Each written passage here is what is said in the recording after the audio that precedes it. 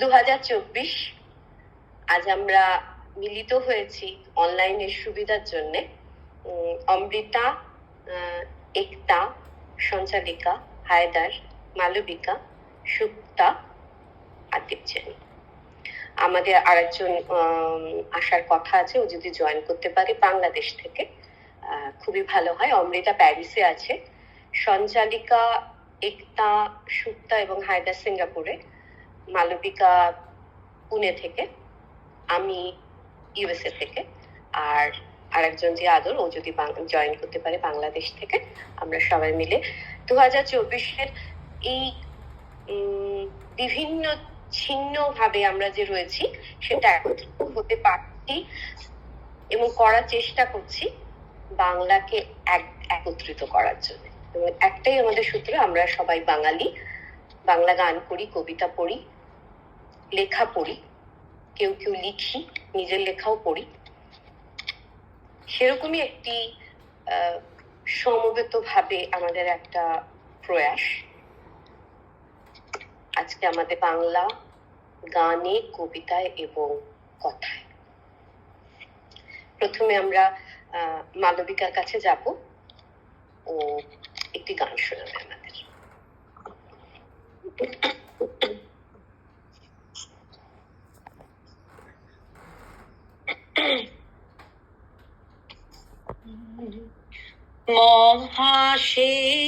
মহাসিংহাসনে বসে শুনেছ বিশ্বপিত, মহাসিংহাসনে বসে শুনেছ বিশ্বপিত, তোমারি রচিত ছন্দে মহান বিশ্বের গীত, মহাসিংহাসনে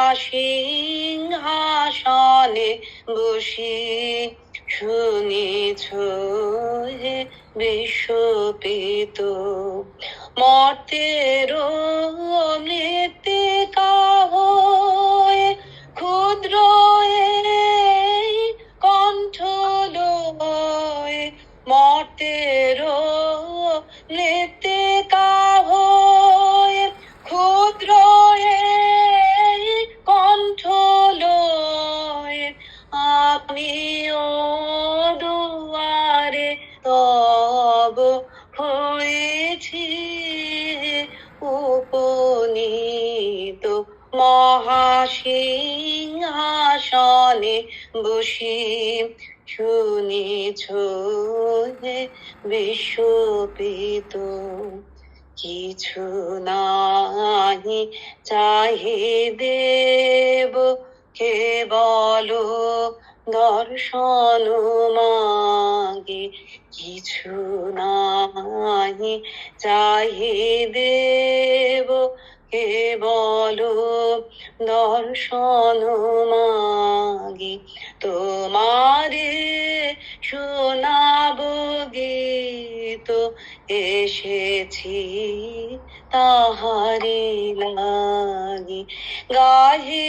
যেথা রবি শশী সেই সভা মাঝে বসি, গাহে যেথা রবি শশী সেই সভা মাঝে বসি, একান্তে গাহিতে চাহে এই ভক্তের চিত, মহাসিংহাসনে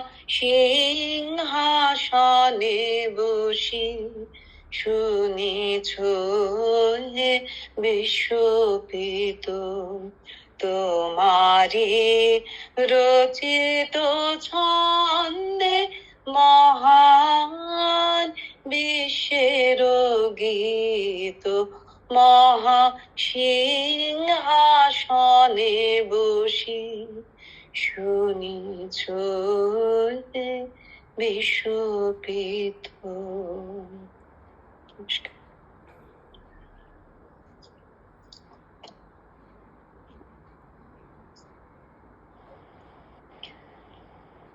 আমরা এবার হায়দারের কাছে পৌঁছাবো। হায়দার আমাদের কবিতা শোনাবে রবীন্দ্রনাথ ও নজরুলের। ধন্যবাদ দিদি, আমাকে সুযোগ দেওয়ার জন্য।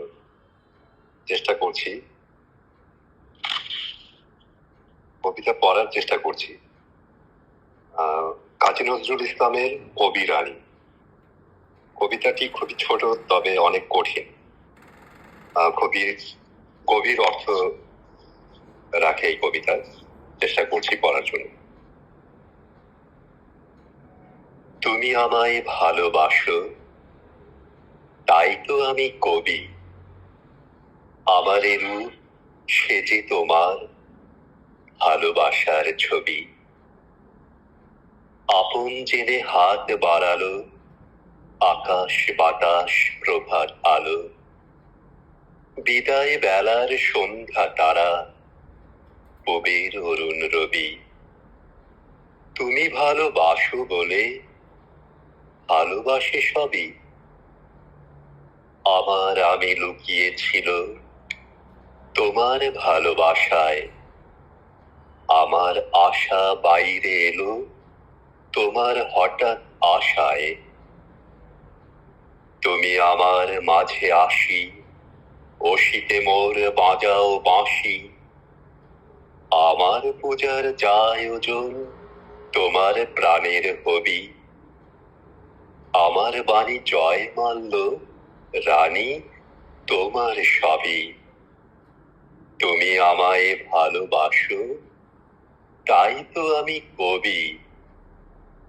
আমার এ রূপ সেজে তোমার ভালোবাসার ছবি। এবার রবীন্দ্রনাথের একটি কবিতা পড়ছি।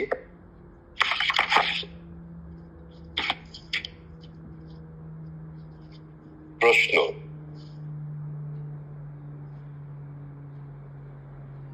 ভগবান, তুমি যুগে যুগে দূত পাঠায়েছ বারে বারে দয়াহীন সংসারে।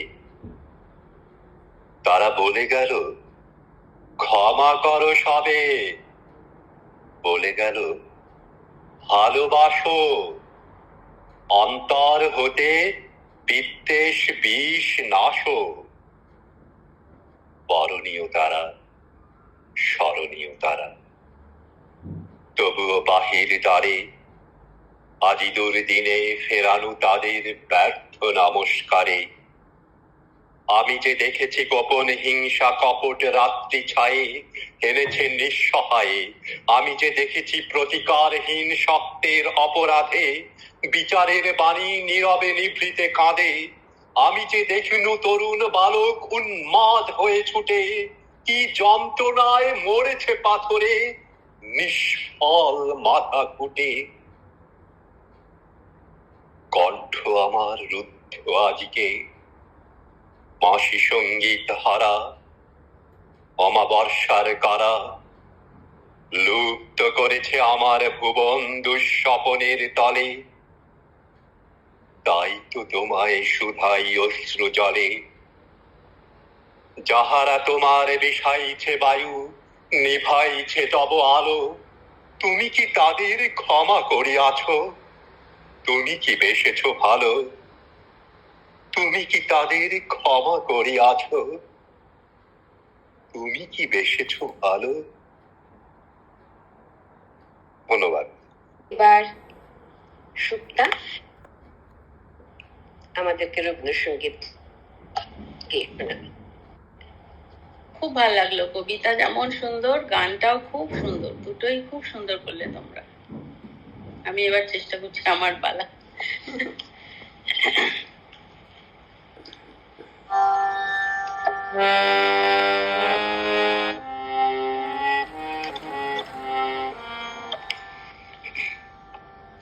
দাঁড়াও আমার আখির আগে, দাঁড়াও আমার আখির আগে, তোমার দৃষ্টি হৃদয়ে লাগে।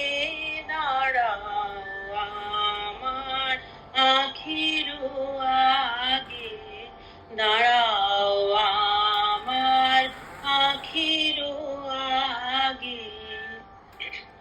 সম্মুখ আকাশে চরাচর লোকে এই অপরূপ আকুল আলোকে, সম্মুখ আকাশে চরাচর লোকে এই অপরূপ আকুল আলোকে দাঁড়াও হে আমার পরানো, পলকে পলকে চোখে চোখে তব দর্শ মাগে, দাঁড়াও আমার আখির আগে, দাঁড়াও আমার আখির আগে। এই যে ধরণী যে বসে আছে, ইহার মাধুরী বাড়াও হে ধুলায় বিছানো শ্যাম অঞ্চলে, দাঁড়াও হে নাথ, দাঁড়াও হে। এই যে ধরণী যে বসে আছে, ইহার মাধুরী বাড়াও হে ধুলায় বিছানো শ্যাম অঞ্চলে, দাঁড়াও হে নাথ, দাঁড়াও হে। যাহা কিছু আছে সকলি ঝাঁপিয়া, ভুবন ছাপিয়া জীবন ব্যাপিয়া, যাহা কিছু আছে সকলি ঝাঁপিয়া, ভুবন ছাপিয়া জীবন ব্যাপিয়া, দাঁড়াও হে, দাঁড়াও যেখানে বিরোহী হিয়া, তোমারি লাগিয়া একেলা জাগে, দাঁড়াও আমার আখির আগে, দাঁড়াও আমার আখির আগে। তোমার দৃষ্টি হৃদয়ে লাগে, দাঁড়াও আমার আখির আগে, দাঁড়াও আমার আখির আগে। আমি এই পুরো অনুষ্ঠানটা সঞ্চালনার দায়িত্ব নিয়েছি। আমি তো কথা বলেই চলেছি, তার মাঝে একটু রবীন্দ্রনাথের কবিতা পড়ার চেষ্টা করছি। রবীন্দ্রনাথের শব্দানি কবিতা, কবিতার পরে রবীন্দ্রনাথ সুর দিয়েছেন। তো সেইখানের একটি পরিচিত গান বা শোনা বা না শোনা গানের কথা আমি সুরে না কবিতা করে পড়ছি। কে জানি তো তুমি ডাকিবে আমারে, ছিলাম নিদ্রামগ্ন, সংসার মোরে মহামোহ ঘুরে ছিল সদা ঘিরে সঘন, ঘিরে ছিল হে আমায় মোহ ঘুরে মহামোহে। আপনার হাতে দিবে যে বেদনা, ভাসাবে নয়ন জলে, কি জানি তো হবে আমার এমন শুভ দিন, শুভ লগন। জানি নে হে আমি স্বপনে আমার এমন ভাগ্য হবে, আমি জানি নে হে। জানি না কখন করুণা অরুণ উঠিল উদয়া চলে, দেখিতে দেখিতে কিরণে পুরিল আমার হৃদয় গগন, আমার হৃদয় পুরিল তোমার চরণ কিরণে, তোমার করুণা অরুণে। তোমার অমৃত সাগর হইতে বন্যা আসিল কবে, হৃদয়ে বাহিরে যত বাঁধ ছিল কখন হইল ভগন, যত বাঁধ ছিল যেখানে ভেঙে গেল, ভেঙে গেল, ভেসে গেল হে।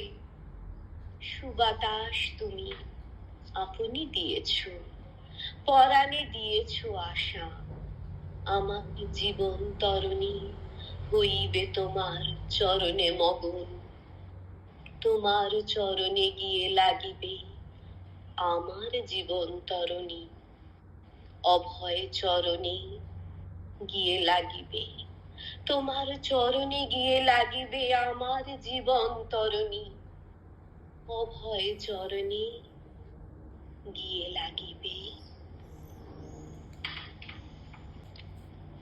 এবার আমরা একটার গান শুনবো। আজকে মাদার্স ডে, আমাদের মাতৃদিবস, তাই একটা ভক্তিগীতি টাইপেরই মাকে নিয়ে একটা গান, ওটাই গাইছি। ভক্তিগীতি।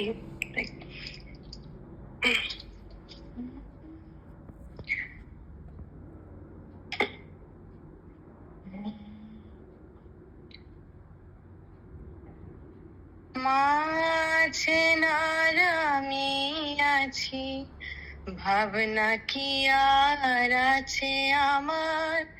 মা আছেন আর আমি আছি, ভাবনা কি আর আছে আমার।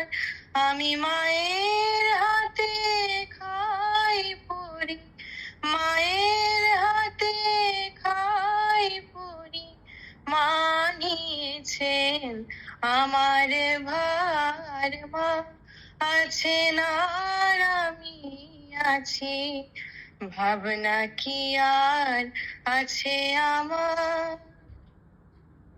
ওরে সংসার পাকে ঘোর বিপাকে যখন দেখি অন্ধকার, ওরে সংসার পাকে ঘোর বিপাকে যখন দেখি অন্ধকার, সেই ঘোর আধারে মা আমারে, ঘোর আধারে মা আমারে বাণী শোনায় বারে বার। মা আছেন আর আমি আছি, ভাবনা কি আর আছে আমার। মা আছেন আর আমি আছি, ভাবনা কি আর আছে আমার। এসে 6 জনাতে একই সাথে পথ ভুলায় যে বারে বার, এসে 6 জনাতে একই সাথে পথ ভুলায় যে বারে বার। সেই বিপথ হতে ধরে হাতে, বিপথ হতে ধরে হাতে মা যে করিছেন উদ্ধার। মা আছেন আর আমি আছি, ভাবনা কি আর আছে আমার। আমি ভুলেও থাকি তবু দেখি ভোলে না আমায় একটিবার। আমি ভুলেও থাকি তবু দেখি ভোলে না আমায় একটিবার। এমন স্নেহের আধার কে আছে আর, স্নেহের আধার কে আছে আর। মা আছেন আর আমি মার, মা আছেন আর আমি আছি, ভাবনা কি আর আছে আমার। মা আছেন আর আমি আছি, ভাবনা কি আর আছে আমার। আমি মায়ের হাতে খাই তাই পরি মানিয়েছেন আমার ভার মাঝে আর আমি আছি, ভাবনা কি আর আছে আমার। এটা আর একটা করার কথা এখন না পরে? পরে করি, তোমরা করো সবাই একবার একবার। ঠিক আছে। এবার আমরা একটু সঞ্চালিকার কাছে যাই। সঞ্চালিকা আমাদের সম্পূর্ণ অন্য একটু ভিন্ন স্বাদের কিছু ও তৈরি করেছে, ভাবনা দিয়েছে, সেগুলো আমাদেরকেও শোনাবে। হ্যাঁ দিদি, অপূর্ব লাগছে এখানে এসে। আর সত্যি মানে এত রকমের গান আর কবিতা আমরা শুনলাম যে খুবই একটা সুন্দর সন্ধ্যা, ভালো লাগছে। তো আমি পূজা পর্যায়ের একটা কবিতা, গান কবিতা যাই বলি, একটা কবিতা আমি একটুখানি পড়বো, আর তারপরে একটা তিনটে নাটক থেকে একটুখানি একটা সংশ্লেষিত অংশ সেটা লিখেছি, সেটা পড়বো। তো একটু সময় লাগবে, তোমরা একটুখানি থাকো সাথে। বুঝেছি কি বুঝি নাই বা সে তর্কে কাজ নাই, ভালো আমার লেগেছে যে রইল সেই কথাই। ভোরের আলোয় নয়ন ভরে নিত্যকে পাই নূতন করে, কাহার মুখে চাই ভালো আমার লেগেছে যে রইল সেই কথাই। প্রতিদিনের কাজের পথে করতে আনাগোনা, কানে আমার লেগেছে গান করেছে আনমনা। হৃদয়ে মোর কখন জানি পড়ল পায়ের চিহ্নখানি, চেয়ে দেখি তাই ভালো আমার লেগেছে যে রইল সেই কথাই। ডাকঘর নাটকে অমল বলেছিল বড় হয়ে কি করবে সে, বলেছিল যা আছে সব দেখব, কেবলই দেখে বেড়াবো। অবাক হয়ে গেছিলেন পিসেমশাই, বলেছিলেন শোনো একবার, দেখবে কি, দেখবার এত আছেটাই বা কি। সত্যি তো, স্বাভাবিকই এই সাংসারিক প্রতিক্রিয়া, দেখবার এত আছেই বা কি। জীবনেরই ছবি বলি বা প্রকৃতির প্রাত্যহিক অভ্যাসে তাকে তো আমরা পেয়েই চলেছি প্রতি মুহূর্তে। সে তো আমার অতি পরিচিত, আর তাই অতি জীর্ণ।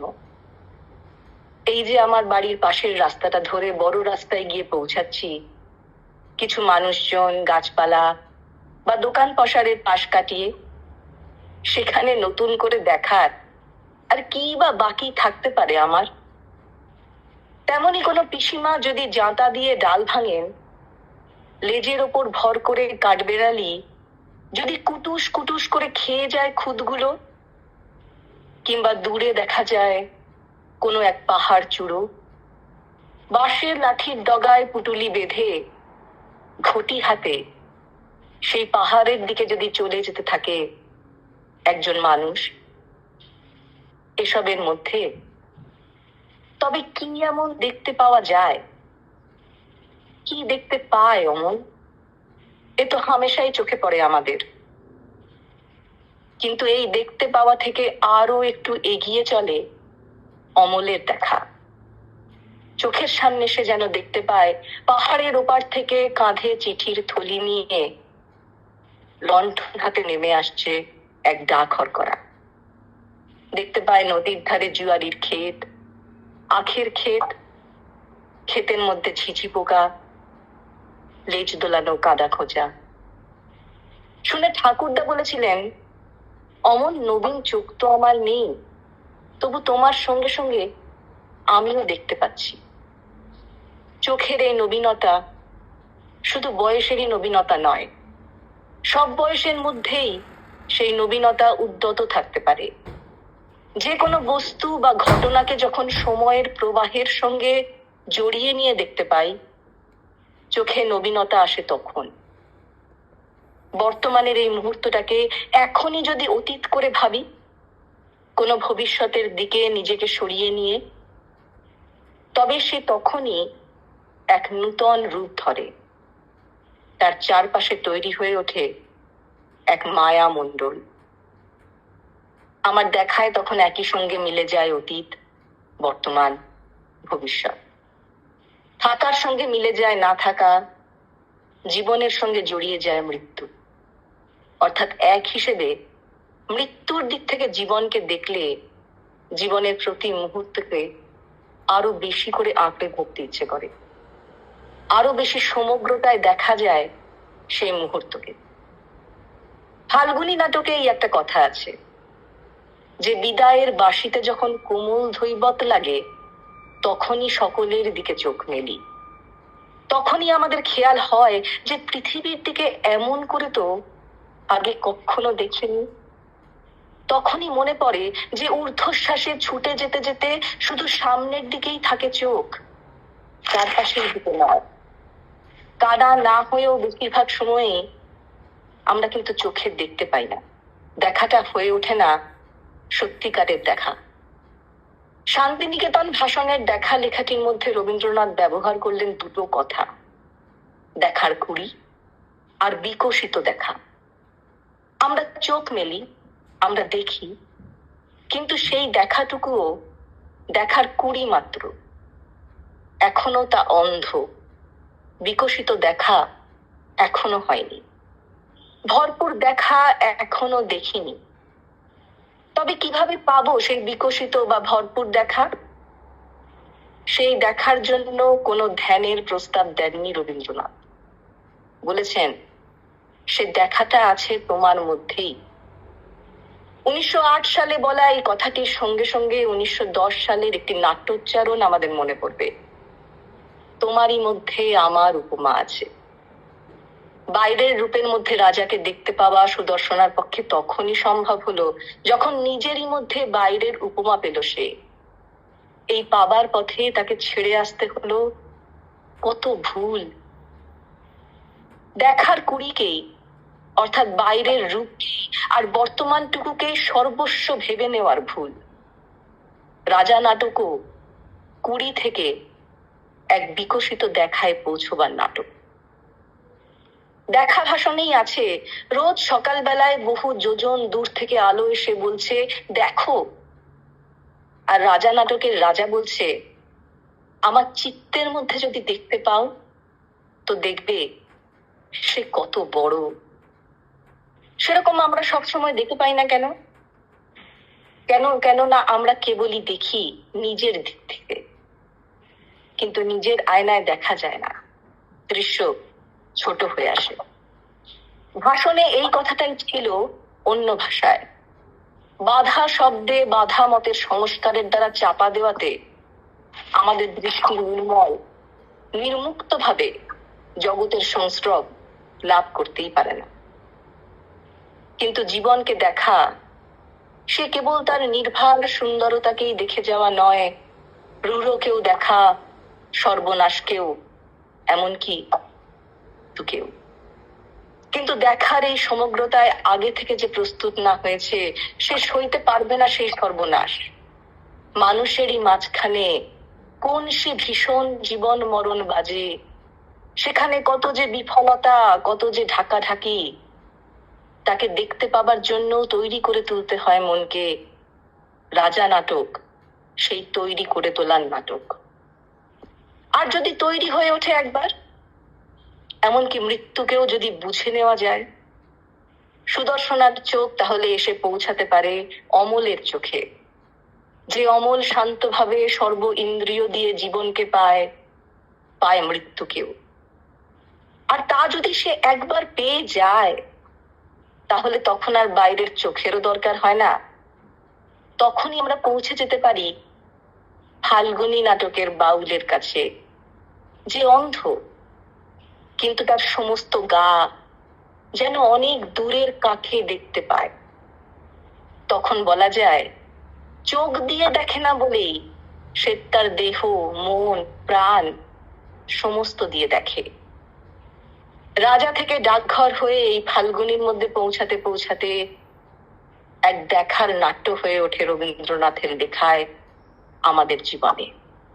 রানীর চোখ আছে তবু সে দেখতে পায় না, অনেক অভিজ্ঞতার মধ্যে দিয়ে দেখতে শেখে সে। অমলের চোখ আছে, সে দেখতে পায়, দেখতে দেখতে পৌঁছে যায় অতীন্দ্রিয়ে। আর অন্ধ বাউলের চোখ নেই, তবু দেখতে পায়। দেখতে পায় সে অন্ধকারের বুকের মধ্যেই আলো। নমস্কার। কন্টিনিউয়েশনে আমার একটা ছোট্ট গানই মনে পড়ছে, তবে সেটা আমি গান করব না, আমি কবিতা পড়েই পড়ছি। মেঘ বলেছে যাব যাব, রাত বলেছে যাই, সাগর বলে ফুল মিলেছে আমি তো আর নাই, দুঃখ বলে রইনু চুপে তাহার পায়ের চিহ্ন রূপে, আমি বলে মিলাই আমি আর কিছু না চাই, ভুবন বলে তোমার তরে আছে বরণ মালা, গগন বলে তোমার তরে লক্ষ প্রদীপ জ্বালা, প্রেম বলে যে যুগে যুগে তোমার লাগি আছি জেগে, মরণ বলে আমি তো জীবন করে পাই। অমৃতার কাছে চলে যাব আরেকটি গান শুনবার জন্য।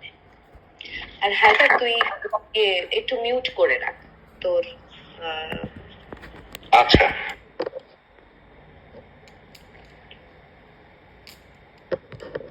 অমৃতার গানের জন্য বসে আছি।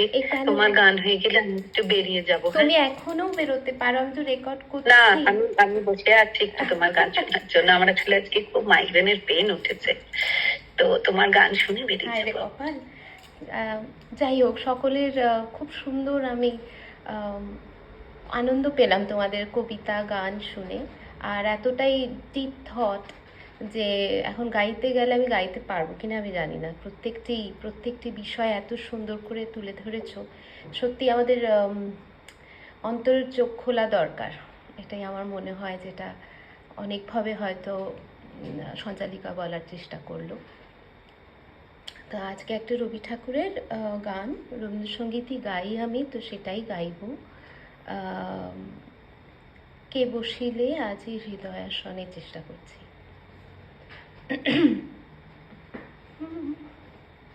কে বসিলে আজি হৃদয়াসনে ভুবনেশ্বর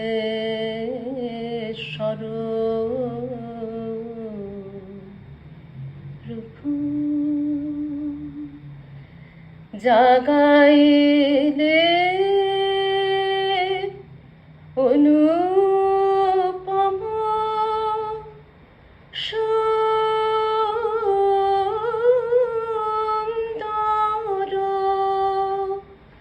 শোভা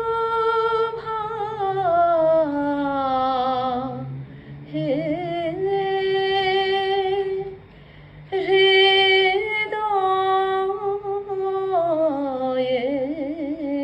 হৃদয়েশ্বর কে বসিলে আজি হৃদয়াসনে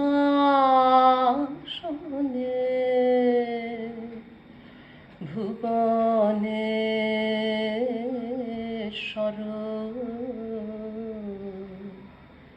প্রভু সহসা ফুটেল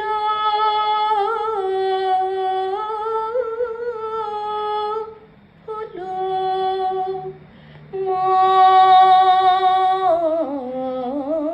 মঞ্জরি, শুকানো তরুতে পাষাণে বহে সুধাধারা,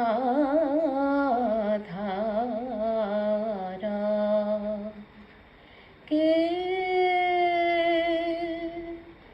বসিলে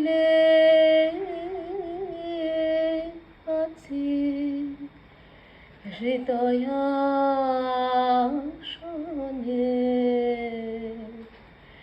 ভুবনেশ্বর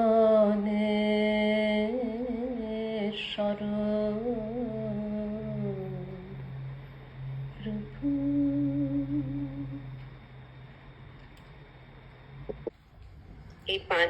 এই 7 জন মিলিত হয়েছি।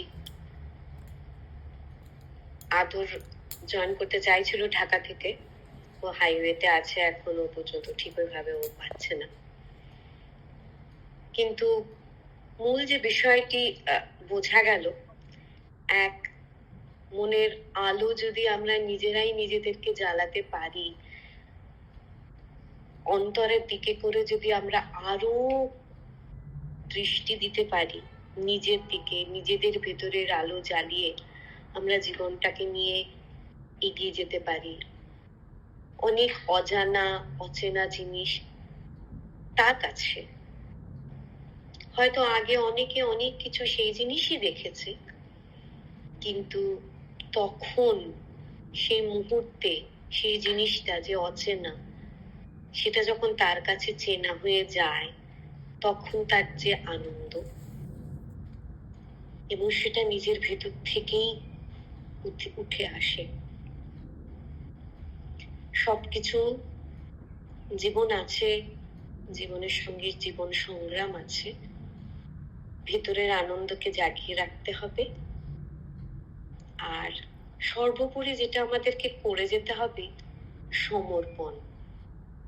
উপরে আছেন একজন, তিনি অন্তরেও আছেন, সর্বত্র বিরাজমান।